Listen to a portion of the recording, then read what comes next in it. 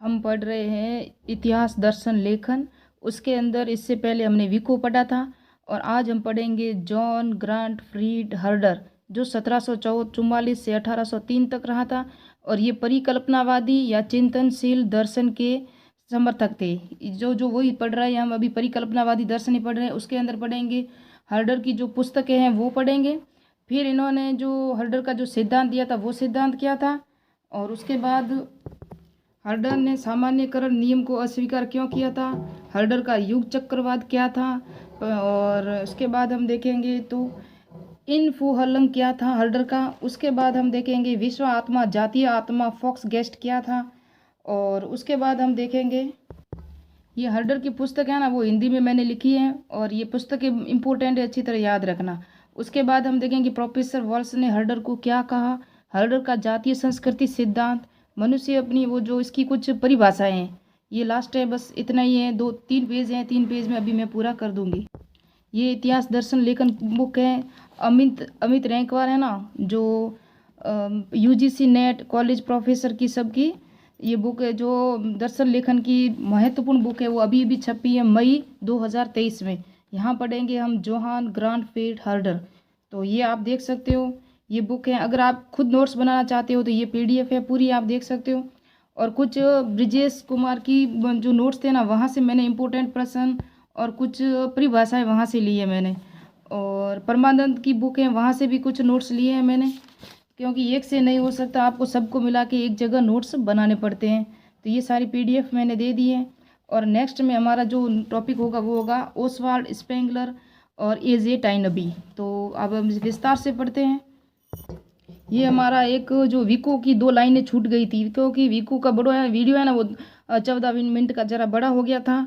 और उसके अंदर आपको तथ्य सब जगह से एक जगह मिल जाएंगे। उसके अलावा आपको विको के लिए कुछ और देखने की ज़रूरत नहीं है, एग्जाम में वहीं से आएगा। तो नवीन विज्ञान को विको के इतिहास दर्शन का व्यवहारिक प्रयोग किया था। नवीन विज्ञान जो विको की बुक थी ना, जो साइज नोवा, उसके अंदर उन्होंने इतिहास दर्शन का व्यवहारिक प्रयोग किया था। तो व्यवहारिक प्रयोग एक तो ये था, और एक ये लाइन छूट गई थी वहाँ से।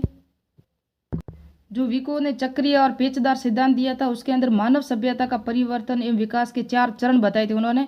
जन्म, परिपक्वता, पराभव और पतन, ये 4 शब्द याद रखना। ऑब्जेक्टिव में इनमें से एक नहीं आएगा और प्रश्न यहीं से आएगा, इंपोर्टेंट मैंने लगा दिया है। अब पढ़ते हैं जॉन ग्रांट फ्रीड हर्डर, जो जर्मनी के थे और जर्मनी के इमैनुअल कांट के विचारों से प्रभावित थे। इमैनुअल कांट ने कर्तव्यों के लिए कर्तव्य जो अवधारणा दी थी वही कांट है, जो दर्शन शास्त्र में पढ़ते हैं 2nd ग्रेड में। और पुस्तक one more philosophy of history, ये 1774 में इन्होंने लिखी थी पुस्तक और छपी थी। इस पुस्तक में हर्डर ने तर्कवाद का विरोध किया था। कॉलिंगवुड ने 18वीं शताब्दी की प्रथम पुस्तक माना है, इसको नहीं माना है इन्होंने। Ideas for the philosophy of the history of Mankind, इसको उन्होंने 18वीं शताब्दी की प्रथम पुस्तक माना है। और 1784 से 91 के बीच ये प्रकाशित हुई थी। यह पुस्तक 4 भागों और 4 जिल्दों में बटी हुई है। इस पुस्तक के बारे में कॉलिंगवुड कहता है कि यह पुस्तक अपने युग की जन्मदात्री पुस्तक है। इसमें आधारभूत मात्रा में सार संगर्भित विचार, यानी कि बहुत इसके अंदर मैटर दिया हुआ है। हर्डर का शव छंदतावाद क्या था, तो यह रूसो की विचारधारा थी। क्या थी? शव छंदतावाद रूसो की विचारधारा थी। और इसका अर्थ यानी कि क्या है, बिना बंधन, यानी कि इस पर कोई बंधन नहीं है। इतिहास व संस्कृति के दर्शन में कोई भी बंधन नहीं है। इन्होंने कहा प्रत्येक राष्ट्र अपनी संस्कृति को अपने तरीके से विकसित होने देना चाहिए और बिना किसी बाह्य दबाव या प्रभाव या रुकावट ग्रहण किए, यानी कि हमारी संस्कृति है ना, उसको हम ही विकसित कर सकते हैं, कोई और नहीं कर सकता। और दूसरों की संस्कृति को हम अपने अंदर मिक्स नहीं होने देंगे। हमारे खुद के नियम होंगे, हमारे खुद के कानून होंगे, हमारी खुद की अवधारणा होगी। फिर हर्डर ने है ना सामान्यकरण का नियम अस्वीकार किया। तो हर्डर का सामान्यकरण नियम था, जबकि विको का क्या था, परिवर्तनवादी नियम था। और बैरम फैक्ट था। ये सब किसके थे? विको के थे। प्रत्येक समाज विशिष्ट होता है, उस समाज के विकास का प्रत्येक क्षण भिन्न होता है। मनुष्य एक समान है, लेकिन वास्तव में ऐसा नहीं है, क्योंकि सबकी अपनी संस्कृति अलग होती है, सभ्यता अलग होती है, भाषा अलग होती है। तो हर्डर का युग चक्रवात क्या था? तो युग चक्रवात उन्होंने मनुष्य के जीवन से संबंधित अवस्थाओं के रूप में परिभाषित किया था। उनको एक पौधे के रूप में परिभाषित करके मनुष्य की भी बताई, यानी कि अवस्थाएं बताई थी, और ऐसे ही सभ्यता का या मानव विकास होता है। तो उन्होंने प्रत्येक सभ्यता एक जैविक और आत्मिक सत्ता होती है, यानी कि सभ्यता के अंदर भी जीव होता है और आत्मा होती है। ये किसने कहा था? हर्डर ने कहा था। युग चक्रवात इन्होंने इसको नाम दिया था। जैसे कि एक पौधे का विकास एक जीवित शरीर की तरह, जिसका अपना जन्म, यौवन, पतन और मृत्यु होती है ना, उसी तरह एक सभ्यता का भी इसी तरह होता है। आगे और मैं आपको सभ्यता को डिटेल से समझा दूंगी। प्रत्येक राष्ट्रीय सभ्यता भी एक विशिष्ट सत्ता होती है जिसके निजी गुण होते हैं, उसकी अपनी भाषा, धर्म, नैतिक मूल्य, साहित्य, कला होती हैं। तो इन्होंने सभ्यता को एक पौधे के उदाहरण देकर समझाया था युग चक्रवात के रूप में। और इनफोलम क्या है, तो हर्डर ने इसका प्रयोग मानव के अतीत को कैसे समझा जाए, यानी कि अतीत के अंदर जाकर इतिहासकार को उनकी वास्तविकता का अनुभव करना चाहिए। यानी कि इन्होंने तर्क को अनुभव नहीं, हर्डर ने अनुभव को तर्क से ऊपर माना है। यानी कि तर्क क्या होता है, तर्क हम उसके ऊपर कुछ विचार दे सकते हैं, हाँ ये ऐसा हुआ होगा, कैसे भूकंप आया होगा या बाढ़ आई होगी तभी सभ्यता नष्ट हुई होगी। लेकिन हर्डर क्या कहता है कि आप खुद वहां जाइए और उसका रिसर्च कीजिए, खोज कीजिए, अनुभव कीजिए, फिर आप इतिहासकार के रूप में उसको लिखिए। इस तरह वो अनुभव को इम्पोर्टेंट मानते थे, न कि तर्क को। विश्व आत्मा, जातीय आत्मा को फोक्स गेस्ट क्या था, तो आम आदमी या जातीय आत्मा की अवधारणा दी थी हर्डर ने मानव विकास को जलवायु एवं भौगोलिक कारणों को महत्वपूर्ण योगदान माना है। यानी कि मानव विकास हुआ या सभ्यता का विकास हुआ था, उन्होंने हर्डर ने क्या माना था, जलवायु और भौगोलिक कारक होते ना, उनका महत्वपूर्ण योगदान माना है। इसलिए उन्होंने मानवीय इतिहास की व्याख्या सौर मंडल के परिप्रेक्ष्य की है। सौर मंडल के परिप्रेक्ष्य मानवीय इतिहास या मानवीय सभ्यता की तुलना जो किसने की थी, तो हर्डर ने की थी।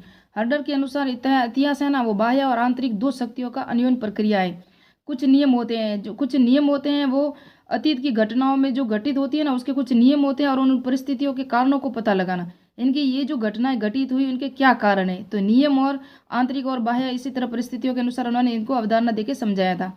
प्रोफेसर वॉल्सर है ना, हर्डर तथ्यों से मुक्त शुरू करता है। हर्डर के पास क्या थे, तथ्य थे। प्रोफेसर वॉल्स है ना, हर्डर है ना, वो तथ्यों से शुरू करता है किंतु अंत में अटकलबाजी तक पहुंच जाता है, ये प्रोफेसर वॉल्स ने कहा था। विको को उन्होंने आधुनिक इतिहास दर्शन का जनक कहा था, प्रोफेसर वॉल्स ने। और रियल में जो आधुनिक परिकल्पनावादी इतिहास दर्शन है ना, उसको जनक को हिंगल को माना था, ये भी प्रोफेसर वॉल्स ने माना था।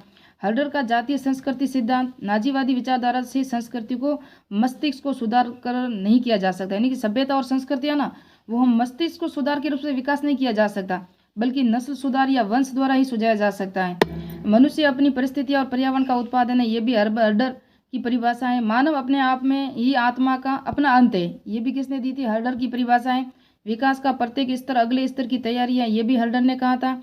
सभ्यता का जन्म विकास से होता है, यह जीवित हैं, इसमें आत्मा भी होती है, ये भी हर्डर ने कहा था। अभी मैंने आपको बताया था कि पौधे का उदाहरण देके उन्होंने सभ्यता के रूप में उनको परिभाषित किया था। और यहाँ जन्म, विकास और से सभ्यता का आरंभ और प्रारंभ आम लोगों के जीवन से होना चाहिए, ना कि नगरीय या कुलीन लोगों से होना चाहिए, ये भी परिभाषा किसकी थी, हर्डर की थी। प्रथम मनुष्य ने के मन का प्रथम विचार अंतिम मनुष्य के मन के अंतिम विचार से जुड़ा है, यानी ये भी हर्डर की परिभाषा थी। प्रथम मनुष्य और अंतिम मनुष्य के विचार है ना, इन तीनों को याद रखना। हर्डर मनुष्य के मन से कुछ अधिक मानता है, यानी हर्डर था ना, उसने मनुष्य को है ना, मानव को मन से कुछ अधिक ही मानता था वो। इसलिए उन्होंने कहा कि मनुष्य केवल तर्कशील प्राणी नहीं है, निश्चित और अनुभव करने वाला भी प्राणी है, ये किसने कहा था, हर्डर ने कुछ परिभाषाएं दी थी। तो मिलते हैं नेक्स्ट वीडियो में, नेक्स्ट में पढ़ेंगे टाइनबी और स्पेंगलर।